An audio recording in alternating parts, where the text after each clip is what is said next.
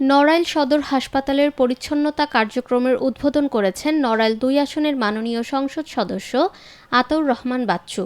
২২ ফেব্রুয়ারি রোববার বেলা ১০টায় নড়াইল সদর হাসপাতাল পরিচ্ছন্ন করার মধ্য দিয়ে এই কার্যক্রম উদ্বোধন করা হয়। কার্যক্রমের শুরুতেই আতাউর রহমান বাচ্চু নিজ হাতে ঝাড়ু নিয়ে এই কার্যক্রম শুরু করেন। এ সময় আতাউর রহমান বাচ্চু বলেন, ক্লিন নড়াইল গড়ার প্রত্যয়ে বাংলাদেশ জামায়াতে ইসলামীর কেন্দ্রীয় আমির ডাক্তার শফিকুর রহমানের নির্দেশনায় আমরা আজ নড়াইল সদর হাসপাতালে পরিচ্ছন্নতা কার্যক্রম করেছি।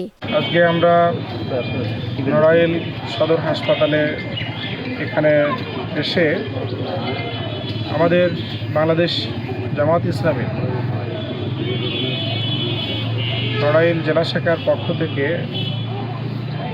বাংলাদেশের বিরোধী দলীয় নেতা ডাক্তার শফিকুর রহমানের নির্দেশনায় আমরা সদর হাসপাতালে সহ পৌরসভাগুলো এবং আমার নির্বাচনী আসনের বিভিন্ন জায়গায় আমরা ক্লিন নড়াইল গড়ার যে একটা প্রজেক্ট নিয়ে নেমেছি, এটা মাসব্যাপী একটা কর্মসূচি আমাদের।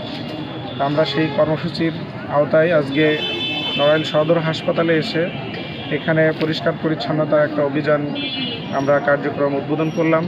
এ সময় আরও উপস্থিত ছিলেন সদর হাসপাতালের তত্ত্বাবধায়ক ডাক্তার আব্দুল গাফফার সহ সদর হাসপাতাল নড়াইলের বিভিন্ন কর্মকর্তা ও কর্মচারীবৃন্দ এবং জামায়াত ইসলামী নড়াইলের নেতা হেমায়েত হোসেন হিমু, ডক্টর খান আব্দুস সোবহান সহ আরও অনেকে।